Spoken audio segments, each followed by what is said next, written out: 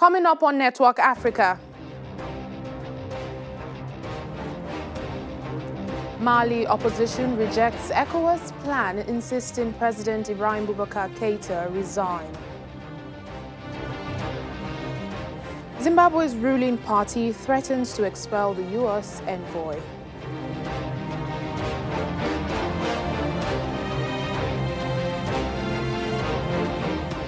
Plus, Kenyan President Uhuru Kenyatta extends the nationwide curfew, blaming reckless behavior for steep surge in COVID-19 infections.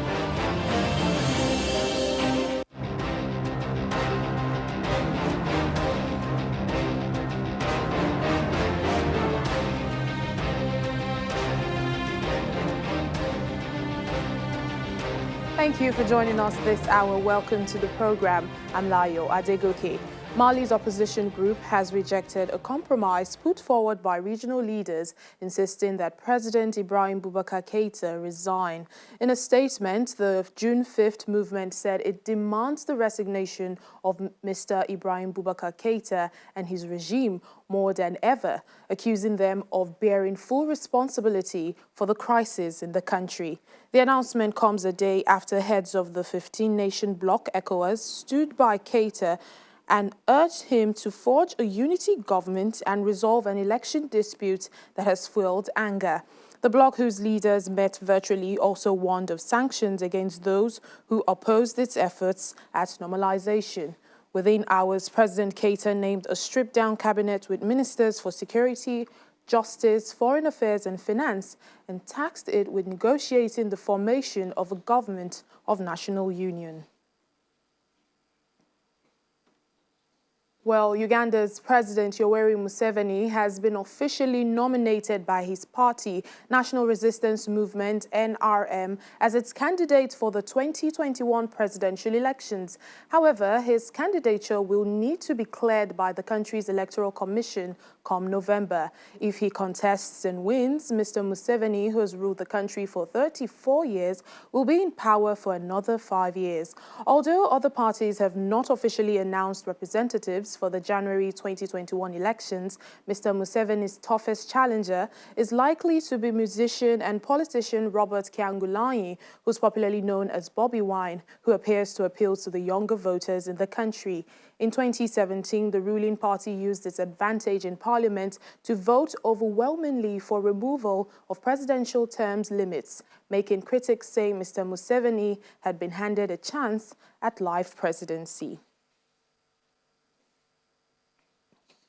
Let's move to Southern Africa now, where the Zimbabwean ruling ZANU-PF party has accused the U.S. Embassy of sponsoring Friday's planned anti-government protests and has threatened to expel its ambassador. Party spokesperson Patrick Chinamasa says the protests intended to condemn corruption in government were an attempt to overthrow the government and suggested they could be met with force. Mr. Chinamasa accuses the U.S. Ambassador Brian Nichols of acting as a thug. The U.S. maintains targeted economic sanctions against Zimbabwe over what it says its poor human rights records. Previously, the embassy had rejected allegations that it is trying to destabilize the country. Meanwhile, police say they are searching for 14 opposition officials and activists for questioning ahead of Friday's planned anti-government protests. Well, let's speak now to Nigel Yamutumbu. He joins us now from Harare. Hello, Nigel. Thank you so much for speaking to us on Network Africa. Let me start by asking you, what has been the reaction to these accusations, especially reactions from the U.S. envoy? Well, the U.S. envoy is yet to officially respond to the remarks made by the ruling party's spokesperson. But the U.S. government, through the Department of State, Bureau for African Affairs, one of the assistant secretary has taken to Twitter to note that the remarks by the ruling party are not surprising, but they are said. And in the tweet, he also says that they are deeply offensive and that they will summon the United States ambassador to Zimbabwe to also give his side of the story. Perhaps that is the time when they will get an official diplomatic response. But otherwise, suffice to say, the remarks really are just an affront to the so-called re-engagement exercised by the President Emmerson Mnangagwa's government. Right, and Nigel, these are strong words used by ZANU-PF spokesperson Patrick Chinamasa. You know, he says the ambassador is acting like a thug. What does this say about the diplomatic relations between the U.S. and Zimbabwe, especially at this time?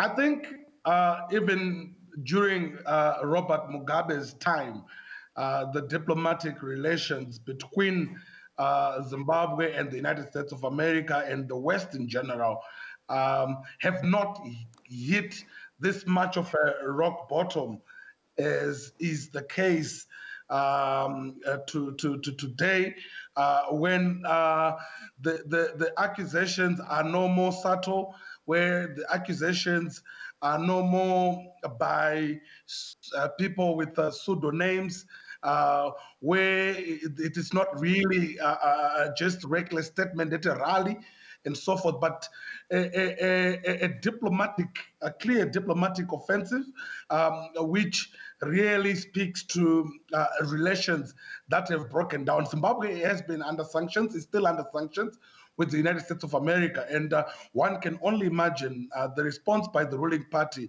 in the country, that the fissures and the divisions are only going to widen. Okay, all right. Nigel, just before I let you go, will these protests for Friday now still go on? Because we hear the police are searching for 14 opposition officials and activists ahead of, you know, the planned protest. Will it still be going on? It will really actually be interesting to see what will unfold on Friday. Having been roaming around the streets of Harare myself, having carried out some environmental scan of some sort, you really cannot place a leader to this so-called demonstrations on the 31st. I mean, yes, there was the investigative journalist, Hopwo, who is now arrested, and an opposition leader, Jacob Karuvume, who is not really mainstream. But you get a sense that the regime is really panicking. They're spending acres of space on the state media, thwarting these proposed demonstrations. So it will really be interesting to see what will actually unfold on the 31st. As of now, we know the regime is panicking, and the regime will probably arrest more activists in the coming few days. All right, Nigel, we'll just have to wait and see. Thank you so much, Nigel Yamutumbu, Zimbabwean journalist. Thank you for joining us on the program. Sure, my pleasure.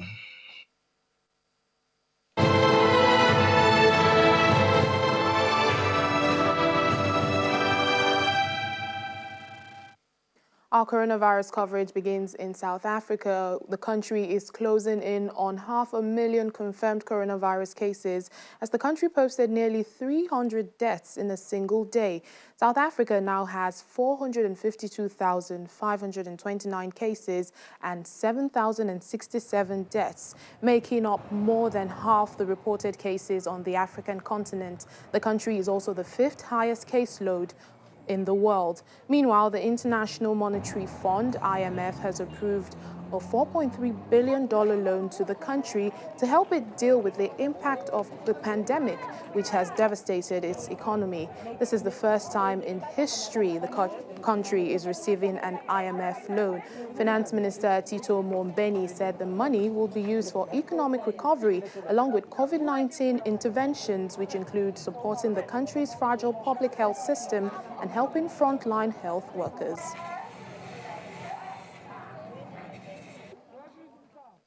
Meanwhile, the country is engulfed in an escalating corruption scandal connected with alleged irregularities in COVID-19 procurement processes.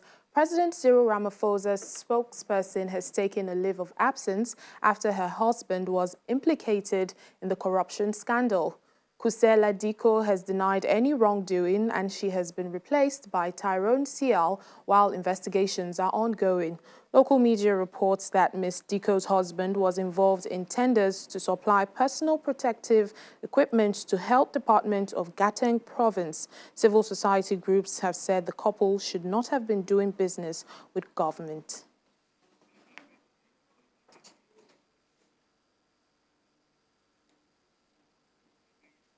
Well, away from southern Africa, Kenya's President Uhuru Kenyatta has extended a nightly curfew and banned alcohol sales in restaurants as part of a bid to halt a steep rise in coronavirus cases in the country. In a stern televised address to the nation on Monday, Kenyatta said a countrywide curfew from 9 p.m. to 4 a.m. will remain in place for another 30 days, and within the period, there will be no sale of alcohol beverages or drinks in eateries and restaurants. Kenyans on the streets of Nairobi react to the news of another 30 days under curfew with mixed feelings, with some expressing concern about the rising numbers of COVID-19 cases and others favouring a total lockdown. We had expected the high increase in infections to persuade him to lock down, especially now, so that he can try to control the spread first. If we look at other countries like South Africa and the likes, so many people are being buried daily because they reopened hurriedly.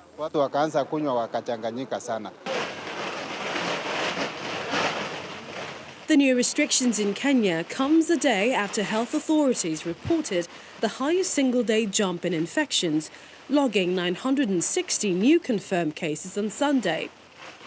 The total number in the country has tripled in the past month, rising to 17,975, while the death toll from COVID-19 stands at 285. President Uhuru Kenyatta, referring to the country being at war with an invisible enemy, says the government has also shortened restaurant operating times by an hour and ordered bars to stay closed indefinitely. The harsh reality, my friends, is that we are at war.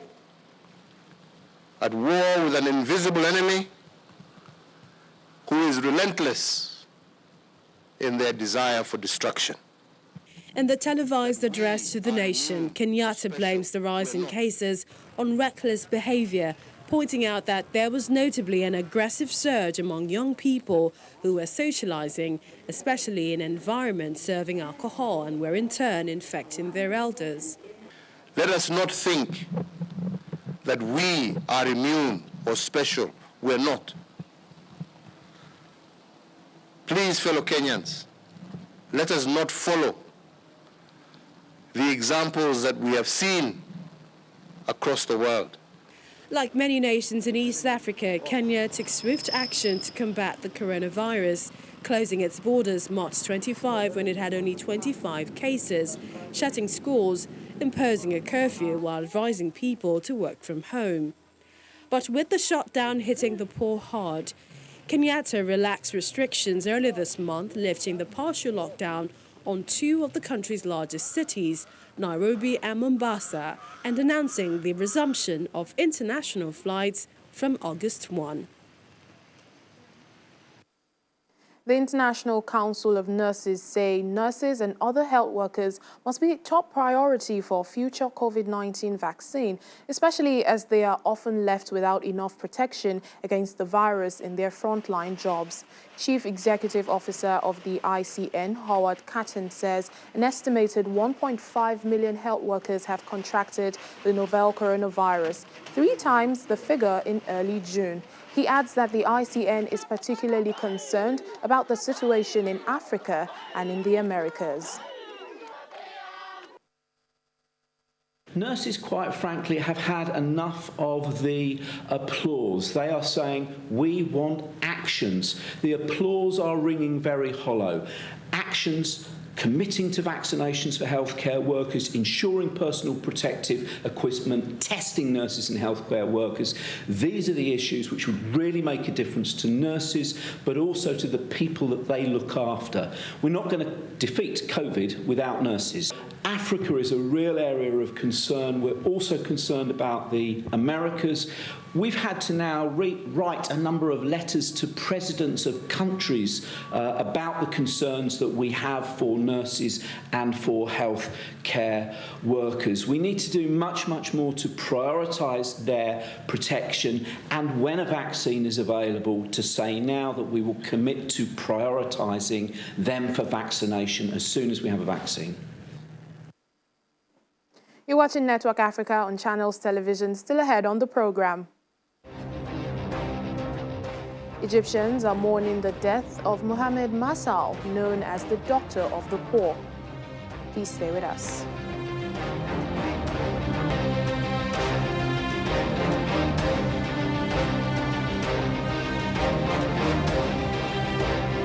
Thanks for staying with us. Hundreds of Egyptians have defied government warnings over the coronavirus to crowd a vast seasonal livestock market near the capital without wearing face masks a week before the Muslim Eid al-Adha holiday. Muslims slaughter cows, sheep or goats to mark the holiday. The meat is shared among family and friends and donated to the poor. But many say business is slowing down due to coronavirus restrictions. The Al-Manashi livestock market in Giza, Egypt, is usually crowded with sellers and buyers before Eid, and the pandemic did not reduce their numbers, but few had much money to spend. Traders say they had to lower their prices, but that even then, buyers were scarce. I came here to buy a lamb, but found out it's too expensive for me, so I won't be able to buy it. Because of the coronavirus this year, business is slowing down for everyone. Traders also complained that local authorities were carrying out periodic raids to disperse crowds for fear they could spread the coronavirus. Things are at a standstill this year. A kilo of livestock is worth around 50 Egyptian pounds this year, and there aren't any people buying or selling. Last year, the kilo was at 55 Egyptian pounds, and it was being sold. But this year, it's because of the coronavirus and all the problems it has caused. Officials have urged people to wear masks to limit transmission and said the face coverings must be worn on public transport and in shops. Egypt's economy has been badly hit by the coronavirus as tourism has collapsed and worker remittances have been threatened by the decline of oil revenues in Gulf Arab states, where many Egyptians are employed. In mid-March, the country imposed lockdown measures including a night curfew, bans on large public gatherings, and the closure of restaurants and theatres. It has lifted most of the measures since late June. So far, it has registered 89,745 coronavirus infections, including 4,440 deaths. Daily case numbers have been declining over the past 2 weeks.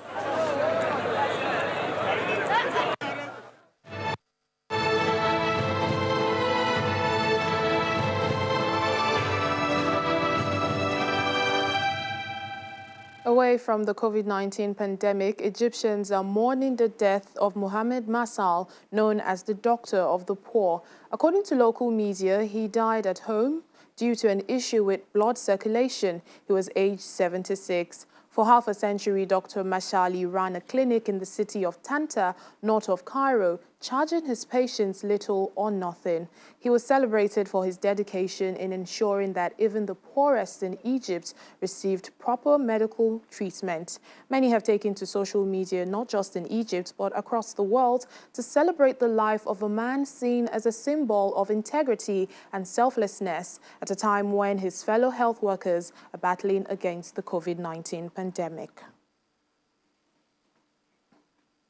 Well, back here in Nigeria, the Navy is soliciting the cooperation of members of the public in curbing the plethora of threats within the country's maritime space. The Flag Officer, Western Naval Command, Rear Admiral Oladele Daji, made the appeal while flagging off exercise Calm Waters at the Western Naval Command in Lagos.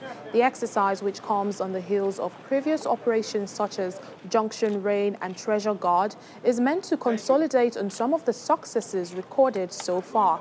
6 naval ships and 2 helicopters are taking part in the program. The essence of Operation Okun Alafia 2 is in furtherance of the strategic directive and mission of the Chief of the Naval Staff, Vice Admiral Ibokete Ekwe Ibas. The aim is to consolidate on the series of similar exercises in the Western Naval Command area of responsibilities and across the other 2 operational commands of the Nigerian Navy, that is the Central Naval Command and the Eastern Naval Command. May I further request that as partners in progress, members of the public are always encouraged to give credible information to units in your localities in order to rid our nation of all forms of criminalities. A prominent campaigner for the independence of Tunisia, Gisele Halimi, has died a day after her 93rd birthday. Ms. Halimi was born in Tunisia but moved to France and became a lawyer and politician. She dedicated her life to the rights of women and the decriminalization of abortion. Victories in her legal career included the acquittal in 1972 of a 16-year-old girl who had an abortion following a rape. Halimi later persuaded French lawmakers to reclassify rape as a crime of the same gravity as murder. And finally on the program, in a rap scene dominated by men, women's voices are starting to make waves in Morocco. Huda Abouz is a 24-year-old girl who majors in film studies at a university in the northern city of Tétouan, and she's been long fascinated by hip-hop. Encouraged by her friends, she's picked up a mic and she begins to perform. In January, Huda Abouz, a 24-year-old, appeared in a song in which she performed alongside 3 big female rap stars in Morocco. The video has been viewed around 16 million times on YouTube, a reflection of the popularity the genre enjoys across the North African kingdom. She followed up in February with her debut single, Kickoff, in which she rails against a society that does not offer women equal opportunities.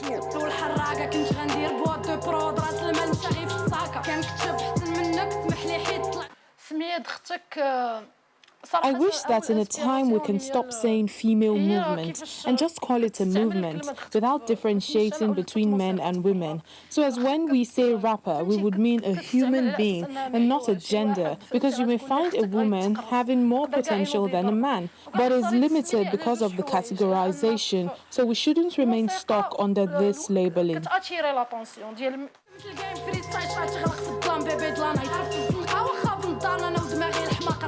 Abouz goes by the name Tek, meaning your sister. I chose the name because of how the word has been used in our community and even in rap music. I also chose it for 2 reasons. First, it grabs the attention of the audience and they try to learn what is behind it. And the second is to try to break the stigma around the term. In recent months, the country's rap scene has become embroiled in politics after a rapper, Nawi, was sentenced to a year in prison for insulting the police in a video. Abouz, who describes herself as a feminist, says she was influenced by the pro-democracy protests that shook Morocco in 2011 during the Arab Spring. However, she says her music does not serve a political agenda, but gives a taste of the Moroccan streets. For her, men's prevalence in the world of rap reflects Morocco's conservative society, but her work aims to seize back the narrative for women.